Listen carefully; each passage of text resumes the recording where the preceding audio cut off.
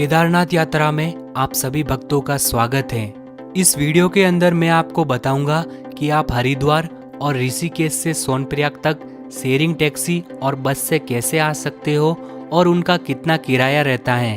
हरिद्वार से सोनप्रयाग जाते वक्त रास्ते में आता है देवप्रयाग संगम, माता धारी देवी मंदिर और रुद्रप्रयाग संगम। इन जगहों पर आप दर्शन कैसे करेंगे? अगर आप अपनी खुद की 4 व्हीलर या 2 व्हीलर से आ रहे हो तो सोनप्रयाग में पार्किंग कहाँ पर मिलेगा? अगर आपका यात्रा रजिस्ट्रेशन नहीं हुआ है तो सोनप्रयाग में कहाँ पर करवाना है? यदि आपने ऑनलाइन रजिस्ट्रेशन कर दिया है तो उसे सोनप्रयाग में कहाँ पर चेक करवाना है? और अगर आप सोनप्रयाग में रुकना चाहो तो यहाँ पर रुकने के लिए क्या बेस्ट ऑप्शन रहेंगे? सोनप्रयाग से गौरीकुंड जाने के लिए शेयरिंग टैक्सी कैसे मिलेगी और गौरीकुंड में रुकने के लिए क्या बेस्ट ऑप्शन रहेंगे? साथ ही गौरीकुंड में ही है गौरी माई मंदिर और तप्त कुंड, जहां आप पवित्र स्नान करके अपनी यात्रा की शुरुआत कैसे करेंगे। गौरीकुंड से केदारनाथ मंदिर की दूरी 16 किलोमीटर है, तो इस ट्रैक के दौरान आपको क्या क्या सुविधा मिलने वाली है और क्या क्या असुविधा होने वाली है। साथ ही आप यहाँ पर पिट्ठू, पालकी और घोड़े खच्चर से कैसे यात्रा कर सकते हो और उनके क्या चार्जेस रहेंगे।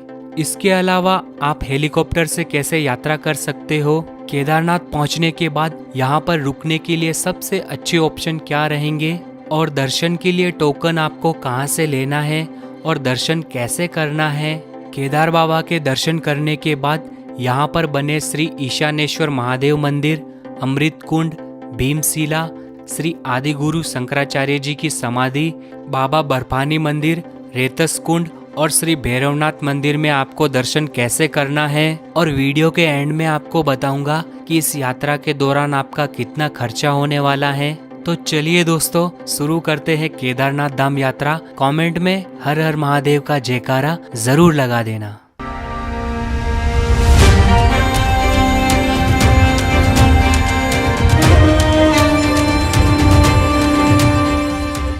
केदारनाथ धाम यदि आप ट्रेन से आ रहे हो तो सबसे नजदीकी रेलवे स्टेशन है हरिद्वार और Rishikesh railway station. Rishikesh railway station के लिए आपको बहुत ही कम ट्रेनें मिलेगी, तो आप आ सकते हो हरिद्वार रेलवे स्टेशन।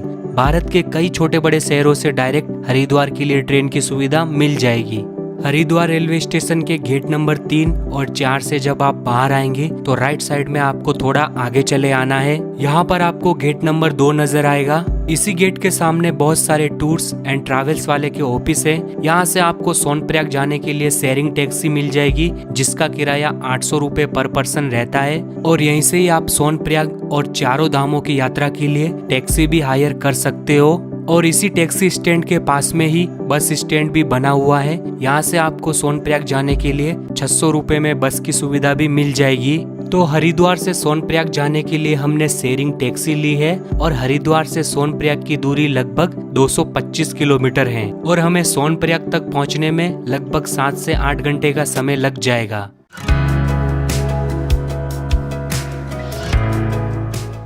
हरिद्वार से लगभग 22 किलोमीटर आगे ऋषिकेश आता है, जिसे योग नगरी भी कहा जाता है।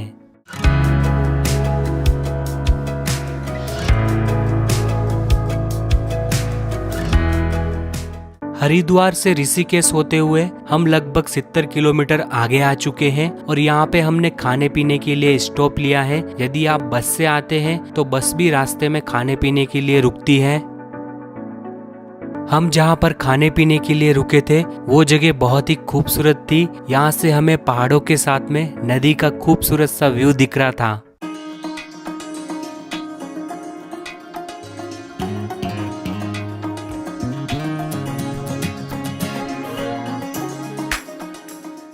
हरिद्वार से लगभग 90 किलोमीटर का सफर तय करने के बाद हम पहुंच चुके हैं संगम नगरी देवप्रयाग में। यहाँ पर एक तरफ से अलकनंदा नदी और दूसरी तरफ से भागीरथी नदी आती है। इन दोनों नदियों का यहाँ पर पवित्र संगम होता है। इसके बाद ये दोनों नदियाँ यहाँ से गंगा नदी का रूप ले लेती हैं। यदि आपको नीचे संगम में जाकर डुबकी लगानी है तो टैक्सी वाले को 300 से 400 रुपए एक्स्ट्रा देकर कुछ 300 से 400 सीढ़ियाँ नीचे उतरकर संगम में डुबकी लगा सकते हो।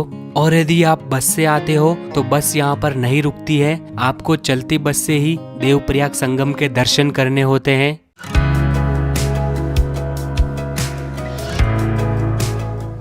देवप्रयाग संगम से जैसे ही आप आगे बढ़ते हैं तो रास्ते में कई सारी जगहों पर आपको बंजी जंपिंग के स्पॉट देखने को मिलते हैं, तो यहाँ पर आप बंजी जंपिंग जैसे एडवेंचर भी कर सकते हो। हरिद्वार से लगभग 130 किलोमीटर का सफर तय करने के बाद हम पहुंच चुके हैं उत्तराखंड के श्रीनगर टाउन में, जो अलकनंदा नदी के किनारे पर बसा हुआ है।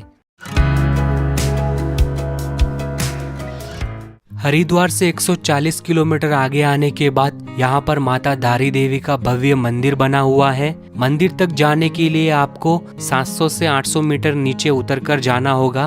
रास्ते में जाते वक्त श्री भैरवनाथ जी के भी दर्शन होते हैं। माँ धारी देवी का यह मंदिर बहुत ही प्राचीन और पवित्र मंदिर है। माँ धारी देवी को उत्तराखंड की रक्षक माना जाता है। कहते हैं कि माँ धारी देवी सुबह कन्या का रूप, दोपहर में युवती का रूप और शाम के समय वृद्धा के रूप में दर्शन देती हैं। माँ धारी देवी का यह मंदिर अलकनंदा नदी के ऊपर बना हुआ है। माँ धारी देवी मंदिर के पास में ही नदी के उस पार जाने के लिए पुल बनाया गया है। आप इस पुल पर जाकर अपने अच्छे फोटो क्लिक करवा सकते हो।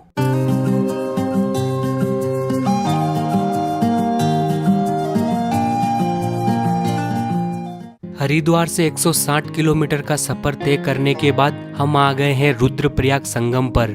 यहाँ पर एक तरफ बद्रीनाथ से अलकनंदा नदी और दूसरी तरफ से केदारनाथ से मंदाकिनी नदी आती है। इन दोनों नदियों का यहाँ पर पवित्र संगम होता है और ये स्थान भगवान शिव रुद्र को समर्पित है, इसीलिए इसे रुद्रप्रयाग संगम कहते हैं।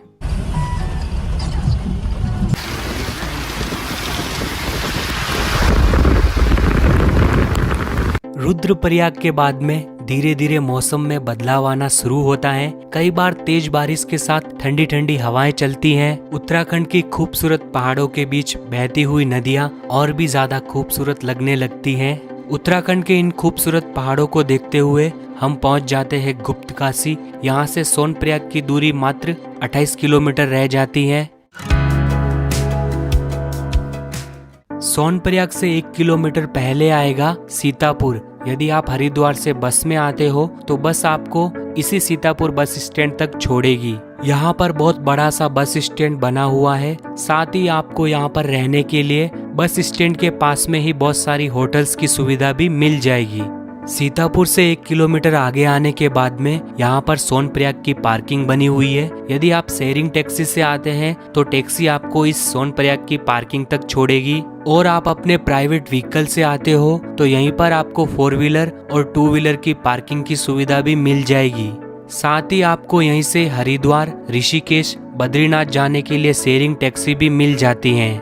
सोनप्रयाग की पार्किंग से सीधा 100 मीटर आगे की तरफ आओगे तो राइट साइड में ये रजिस्ट्रेशन काउंटर दिखेगा। अगर आपने ऑनलाइन रजिस्ट्रेशन किया है तो यहाँ पर आपको अपना रजिस्ट्रेशन चेक करवाना है। अगर ऑनलाइन रजिस्ट्रेशन नहीं किया है तो यहाँ पर आपका रजिस्ट्रेशन भी हो जाएगा, बस अपने पास अपना आधार कार्ड जरूर रखना। सोनप्रयाग में रजिस्ट्रेशन काउंटर के आसपास में रुकने के लिए बहुत ही अच्छे होटल्स की सुविधा मिल जाएगी। यहाँ पर आपको 2 लोगों के लिए 1000 से लेकर 1500 रुपए की रेंज में काफी अच्छे होटल्स मिल जाते हैं। सोनप्रयाग का मार्केट काफी बड़ा है। यहाँ से आपको ट्रेकिंग से रिलेटेड जरूरी सामान के साथ ही बहुत सारी चीजें भी मिल जाएगी। यहाँ से आप शॉपिंग भी कर सकते हो। सोनप्रयाग के मार्केट से होते हुए अभी हम जा रहे हैं गौरीकुंड की तरफ। सोनप्रयाग के मार्केट से लगभग आधा किलोमीटर आगे चलकर आओगे तो आपको ये पुल नजर आएगा। पुल पार करते ही गौरीकुंड जाने के लिए टैक्सी की सुविधा मिलेगी। पुल पार करते ही यहाँ से गौरीकुंड जाने के लिए शेयरिंग टैक्सी मिलेगी, जिसका किराया 50 रुपए पर पर्सन रहता है। हरिद्वार से हम सुबह 9 बजे निकले थे और गौरीकुंड पहुँचते पहुँचते रात के 8 बज चुके थे, क्योंकि रास्ते में बहुत ज्यादा ट्रैफिक था और सोनप्रयाग से गौरीकुंड की दूरी लगभग 5 किलोमीटर है। तो फाइनली हम गौरीकुंड पहुँच चुके हैं। यहाँ से गौरीकुंड का मार्केट शुरू होता है। यहाँ पर भी आपको ट्रेकिंग से रिलेटेड सारा सामान मिल जाएगा। साथ ही रुकने के लिए बहुत सारी होटल्स की सुविधा भी है। तो हमने गौरीकुंड में ही 2 लोगों के लिए 2000 रुपए में ये रूम लिया है। गौरीकुंड में रूम की प्राइस थोड़ी ज्यादा रहती है, लेकिन गौरीकुंड में ही रुकना सबसे सही रहता है, क्योंकि दूसरे दिन आप जल्दी उठकर अपनी यात्रा की शुरुआत कर सकते हैं। यदि आप सोनप्रयाग में रुकते हो तो वहाँ पर सुबह आपको टैक्सी के लिए लंबी लाइन में लगना पड़ सकता है। तो अगली सुबह हमने जल्दी उठकर गौरीकुंड में ही बने गौरी माई मंदिर में दर्शन किए और गौरी माई मंदिर के सामने ही उमापति महादेव के भी दर्शन किए। फिर हम आ गए गौरी माई मंदिर से कुछ सीढ़ियां नीचे उतरकर तप्त कुंड के पास में। यहाँ पर एक तरफ तप्त कुंड बना हुआ है और उसके ही पास में केदारनाथ से मंदाकिनी नदी आ रही है। तो आप सुबह जल्दी उठकर गौरी माई मंदिर में दर्शन करके इस तप्त कुंड में पवित्र स्नान करके अपनी यात्रा की शुरुआत कर सकते हो। गौरी कुंड से ही आप ये 50 रुपए में लाठी जरूर ले लेना, यात्रा के दौरान आपको चलने में बहुत ज्यादा काम आएगी। गौरी कुंड से ही आपको ऐसी पालकी मिल जाएगी जिसका प्राइस वजन के हिसाब से रहता है। नॉर्मली 70 से 80 किलो के इंसान का लगभग 11,000 रुपए तक लग जाता है। ये है पालकी का प्राइस। गौरी कुंड से ही आपको पिट्टू भी मिल जाएगा, इसका प्राइस भी वजन के हिसाब से रहता है। इसमें 50 किलो तक के इंसान का 8,000 रुपए तक लग जाता है। गौरी कुंड से आधा किलोमीटर आगे आने के बाद में यहाँ पर आएगा घोड़ा खच्चर पड़ाव। यहाँ से आपको केदारनाथ जाने के लिए घोड़ा खच्चर मिल जाएगा। इस घोड़ा खच्चर पड़ाव से केदारनाथ जाने के लिए घोड़े का प्राइस लगभग 3,500 रुपए लगता है। घोड़ा खच्चर पड़ाव से आधा किलोमीटर आगे आने के बाद आपको ये बड़ा सा प्रवेश द्वार नजर आएगा। यहीं से हमारी केदारनाथ यात्रा की ट्रेकिंग की शुरुआत होती है।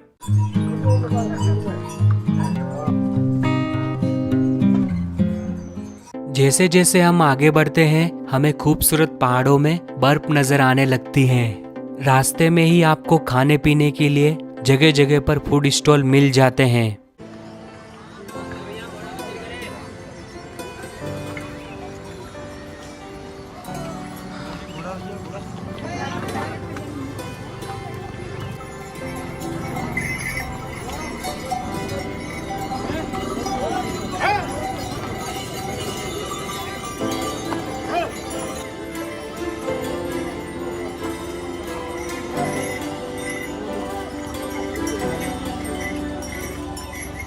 जगह जगह पर बारिश से बचने के लिए ऐसे रेन शेल्टर बनाए गए हैं। गौरी कुंड से लगभग 3 किलोमीटर चलने के बाद सबसे पहले आएगा चीरवासा भैरवनाथ जी का मंदिर।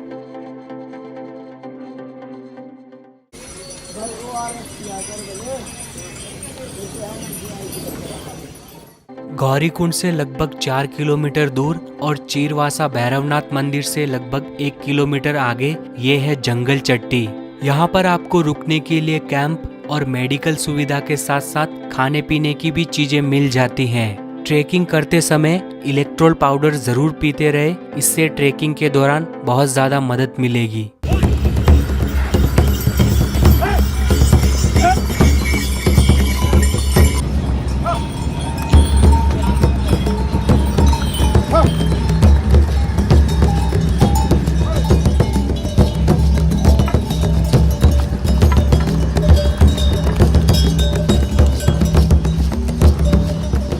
गौरी कुंड से केदारनाथ तक सामान ले जाने में बहुत ज्यादा खर्चा आ जाता है, जिससे कि ऊपर जाते जाते चीजें बहुत ज्यादा महंगी होने लगती हैं। जंगल चट्टी से थोड़ी ही दूर चलने पर यहाँ पर आएगा प्राचीन हनुमान जी का मंदिर। यहाँ पर भी आप दर्शन जरूर करना।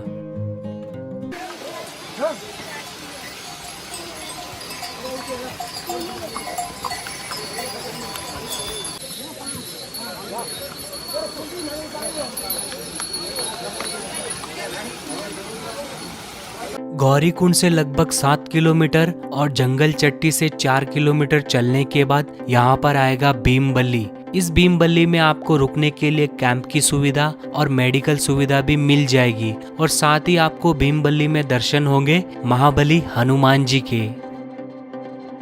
और भीमबल्ली से भी आपको ऊपर जाने के लिए घोड़ा खच्चर मिल जाएगा, जिसका प्राइस गौरी कुंड से भी कम रहेगा। भीमबल्ली से थोड़ी ही दूर आगे आने पर यहाँ पर आपको 2 रास्ते नजर आएंगे। लेफ्ट साइड में पैदल यात्रियों के लिए मार्ग बना हुआ है और राइट साइड में घोड़ा खच्चर जाने के लिए मार्ग है। ये दोनों रास्ते लगभग 1 से 1.5 किलोमीटर बाद आगे जाकर वापस मिल जाते हैं।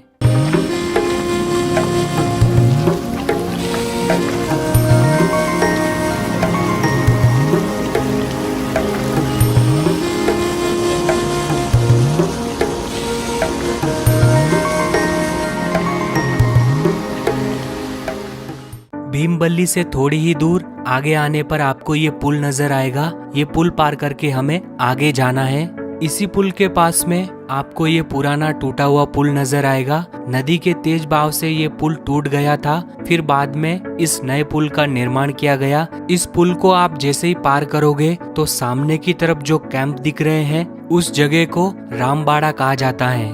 तो ये पुल पार करके हम आगे आए हैं और इस रामबाड़ा से चढ़ाई थोड़ी सी खड़ी और हार्ड हो जाती है। बच्चों के लिए भी आप पिट्ठू हायर कर सकते हो। 30 से 40 किलो वजन तक के लिए 5 से 6 हजार रुपए लग जाते हैं। रामबाड़ा का पुल वहां पर था, वहां से हम बिल्कुल खड़ी चढ़ाई करके अभी ऊपर आए हैं।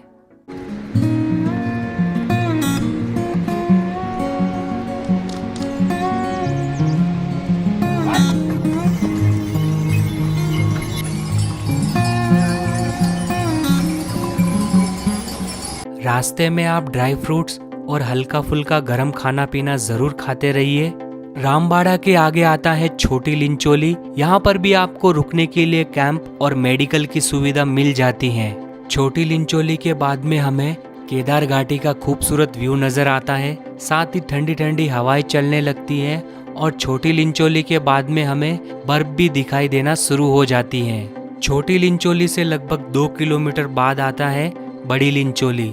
छोटी लिंचोली और बड़ी लिंचोली के बीच हमें यहाँ पर बहुत बड़ा सा ग्लेशियर देखने को मिलता है।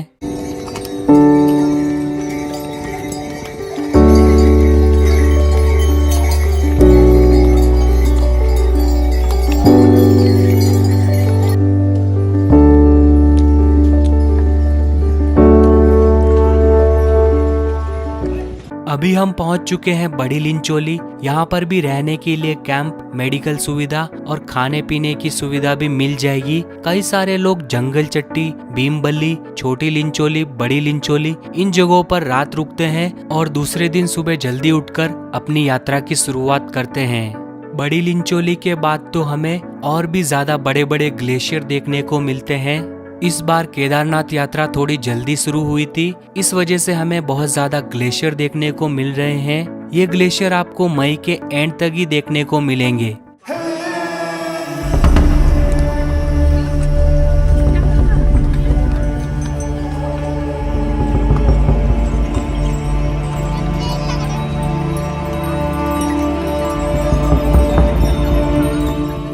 बड़ी लिंचोली के आगे आने के बाद तो केदार बाबा का मंदिर सिर्फ 3 किलोमीटर दूर रह जाता है। यहाँ पर शॉर्टकट लेना थोड़ा हार्ड होता है, साथ ही फिसलने का डर भी रहता है। जब आपको हेलीकॉप्टर उड़ते हुए बिल्कुल नजदीक से दिखे तब समझ जाइएगा कि आप बाबा के मंदिर के बहुत करीब हैं। केदारनाथ मंदिर से 1 किलोमीटर पहले आएगा ये घोड़ा खच्चर पड़ाव। घोड़ा खच्चर आपको यहीं पर छोड़ेगा।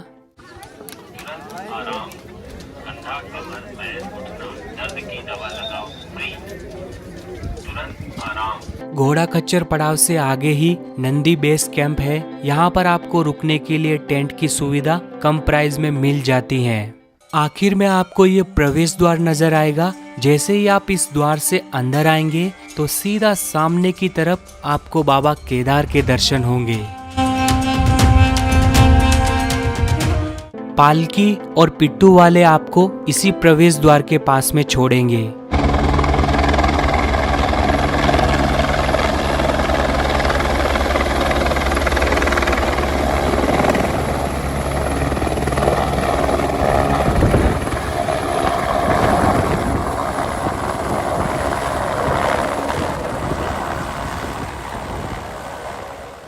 और उस प्रवेश द्वार से आगे आने के बाद यहाँ पर हेलीपैड बना हुआ है। यदि आप हेलीकॉप्टर से यात्रा करना चाहते हो तो आप इस हेली यात्रा IRCTC वेबसाइट से हेलीकॉप्टर बुक कर सकते हो। हेलीकॉप्टर 3 जगहों से चलते हैं, सिरसी, फाटा और गुप्त काशी से। सिरसी से केदारनाथ धाम तक का हेलीकॉप्टर का फेयर है 6,390 रुपए और फाटा से 10,164 रुपए और गुप्त काशी से केदारनाथ धाम तक का फेयर है 12,762 रुपए। इस टिकट प्राइस में आना जाना दोनों इंक्लूड रहता है। लास्ट ईयर यहाँ पर जो हेलीकॉप्टर क्रैश हुआ था वो भी यहाँ पर देखने को मिलेगा। हेलीपैड से आगे केदारनाथ धाम का मार्केट शुरू हो जाता है। मार्केट से आगे आते ही लेफ्ट साइड में हमें टोकन काउंटर नजर आएगा। यहाँ पर आपको अपना रजिस्ट्रेशन दिखाकर दर्शन के लिए टोकन लेना है। इसी टोकन काउंटर के पास में ये बड़ा सा पुल नजर आएगा। इस पुल को पार करके आपको आगे जाना है। पुल पार करके आप आगे आएंगे तो यहाँ पर आपको बहुत सारी सीढ़ियाँ नजर आएगी। इन सीढ़ियों से जैसे ही आप ऊपर चढ़कर जाएंगे तो सामने ही आपको ओम का साइन नजर आएगा। ओम के साइन से आगे आते ही हमें केदार बाबा का मंदिर दिखेगा और मंदिर के रास्ते में दोनों तरफ बहुत सारी होटल्स और डॉर्मेट्री बनी हुई है। ओम के साइन से 100 मीटर आगे आने के बाद फाइनली हमें केदार बाबा के संपूर्ण मंदिर के दर्शन होते हैं। यहाँ पर GMVN के बहुत बड़े बड़े गेस्ट हाउस बने हुए हैं, लेकिन यहाँ पर प्राइस बहुत ज्यादा रहता है। 2 लोगों के लिए 7 से 8 हजार रुपए में रूम मिलता है, लेकिन उसमें गर्म पानी के साथ में बहुत सारी सुविधाएं भी मिल जाती हैं। फिलहाल हमने 2500 रुपए में 2 लोगों के लिए ये रूम लिया है। रूम की कंडीशन तो ठीक नहीं है, लेकिन सस्ते में रूम मिलना ही बहुत बड़ी बात है। रूम के अलावा यहाँ पर आपको सस्ते में 400 से 500 रुपए में टेंट मिल जाते हैं, लेकिन ये मैं आपको बिल्कुल भी रिकमेंड नहीं करूँगा। खाने पीने के लिए यहाँ पर आपको ब्रेकफास्ट, लंच, डिनर से लेकर बहुत सारी चीजें मिल जाएगी। अभी हम चलते हैं केदार बाबा के दर्शन करने। इन सीढ़ियों के राइट साइड में सीधा सामने की तरफ चले जाना है। यहाँ से केदार बाबा के दर्शन के लिए लाइन शुरू होती है। सुबह के 11:30 बजे हम दर्शन की लाइन में लगे थे और अभी लगभग 4 बज चुके हैं, फिर भी हमारा दर्शन का नंबर नहीं आया है। दर्शन की लाइन में मेडिकल की सुविधा भी है, साथ ही लाइनों में यहाँ पर प्रसाद काउंटर भी मिल जाएंगे।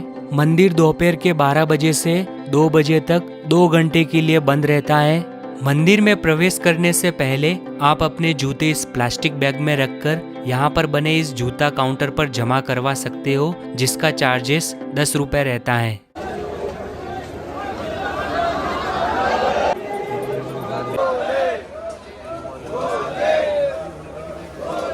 दर्शन की लाइन में हम सुबह 11:30 बजे लगे थे। मंदिर के मुख्य द्वार तक पहुँचते पहुँचते शाम के 5:30 बज गए हैं। मंदिर के मुख्य द्वार के बाहर ही नंदी महाराज विराजमान है, तो चलिए आप दर्शन कीजिए सीधे गर्भगृह से बाबा केदारनाथ जी के।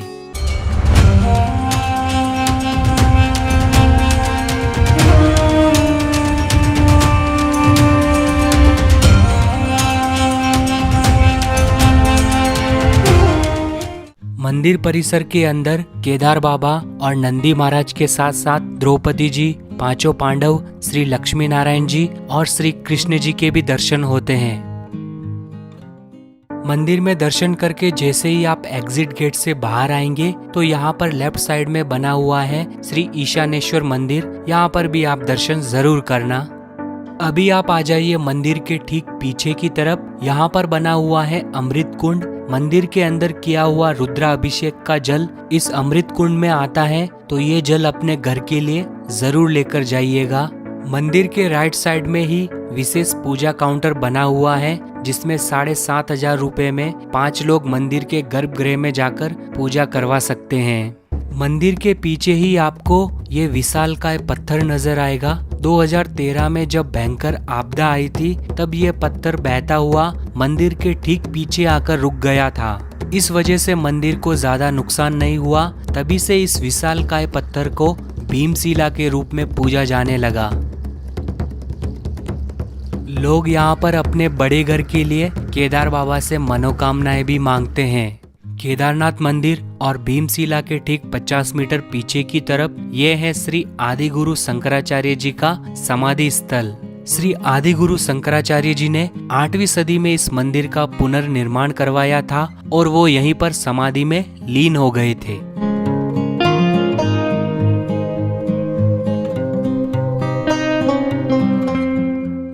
केदारनाथ मंदिर में दर्शन करके जैसे ही आप एग्जिट गेट से बाहर आते हैं तो एग्जिट गेट के ठीक सामने की तरफ श्री भैरवनाथ मंदिर जाने के लिए रास्ता बना हुआ है। केदारनाथ मंदिर के लेफ्ट साइड से होते हुए ये पुल पार करके अभी हम जा रहे हैं श्री भैरवनाथ मंदिर में दर्शन करने, जिसकी दूरी केदारनाथ मंदिर से लगभग 1 किलोमीटर दूर है।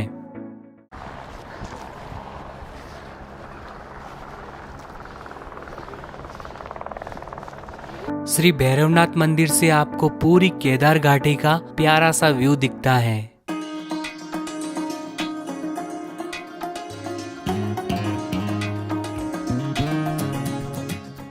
तो केदारनाथ मंदिर से लगभग 1 किलोमीटर का ट्रैक करने के बाद हम पहुंच चुके हैं श्री भैरवनाथ मंदिर। कहा जाता है कि श्री भैरवनाथ जी पूरी केदार घाटी के रक्षक माने जाते हैं, तो आप दर्शन कीजिए श्री भैरवनाथ जी के।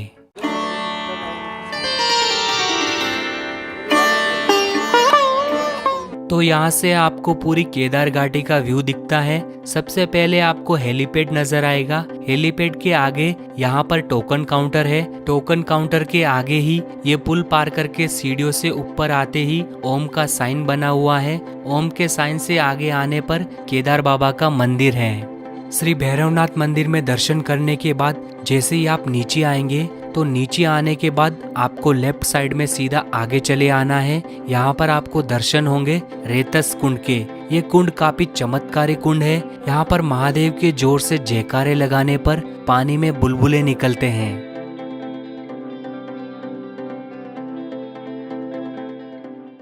टोकन काउंटर के आगे ये पुल पार करके अगर आप राइट साइड में आओगे तो यहाँ पर आपको ये GMVN का बड़ा सा गेस्ट हाउस दिखेगा। इसी गेस्ट हाउस के जस्ट पास में अंदर सामने की तरफ हॉस्पिटल बना हुआ है। यहाँ पर आपको फ्री में मेडिकल सुविधा भी मिल जाएगी। शाम को 7 बजे यहाँ पर केदार बाबा की आरती होती है। लोग यहाँ पर 5 बजे से ही आरती में शामिल होने के लिए मंदिर परिसर के बाहर बैठ जाते हैं। आप भी एक बार बाबा केदार की आरती में जरूर शामिल होना। जहाँ से दर्शन की लाइन शुरू होती है उसी के पास से ये पुल पार करके आप आगे जाओगे तो वहाँ पर बाबा बर्फानी जी का मंदिर है। बाबा बर्फानी जी का मंदिर ठीक हेलीपैड के ऑपोजिट साइड में बना हुआ है और बीच में मंदाकिनी नदी है। केदारनाथ में आपको भंडारे की सुविधा भी मिल जाएगी। दोस्तों, केदारनाथ यात्रा में आपको क्या क्या जरूरी सामान लगने वाला है उसकी लिस्ट मैंने डिस्क्रिप्शन और पिन कमेंट में दे दी है। यदि आप ये प्रोडक्ट बाय करना चाहते हो तो इसका लिंक भी मैं आपको डिस्क्रिप्शन में दे दूंगा। अभी बात करते हैं दोस्तों, इस यात्रा के दौरान आपका कितना खर्चा होने वाला है। हरिद्वार से केदारनाथ धाम में दर्शन करके वापस हरिद्वार आने में आपको टोटल 4 दिन लग जाएंगे और इस 4 दिन के बीच में कहाँ पर कितना कितना खर्च होने वाला है ये सारा मैंने यहाँ पर लिख दिया है। पर पर्सन के हिसाब से लगभग 8 से 9 हजार रुपए लग जाएंगे। इसमें मैंने आपके शहर से हरिद्वार तक आने का खर्चा ऐड नहीं किया है, वो आप अपने हिसाब से कर लेना। जितना आप यात्रा में कंफर्ट जोन ढूंढोगे उतना ही आपका खर्चा बढ़ेगा और जितना ही आप एडजस्ट करके चलोगे उतना ही आपका खर्चा कम होगा। तो दोस्तों, आपकी फैमिली एंड फ्रेंड्स में जो भी केदारनाथ धाम यात्रा पर जा रहे हैं उनको ये वीडियो जरूर शेयर करना। ये वीडियो उनकी केदारनाथ यात्रा में बहुत ज्यादा काम आने वाला है। दोस्तों, इस वीडियो को बनाने में बहुत ज्यादा मेहनत लगी है, तो ये वीडियो आपको जरा सा भी पसंद आया हो तो एक लाइक जरूर करना और चैनल पर नए हो तो चैनल को सब्सक्राइब जरूर करना। आपका केदारनाथ यात्रा से रिलेटेड कुछ भी क्वेश्चन हो तो कमेंट में जरूर पूछना और अगर नहीं हो तो कमेंट में केदार बाबा का जयकारा जरूर लगा देना। आपकी यात्रा मंगलमय हो। जय श्री केदार।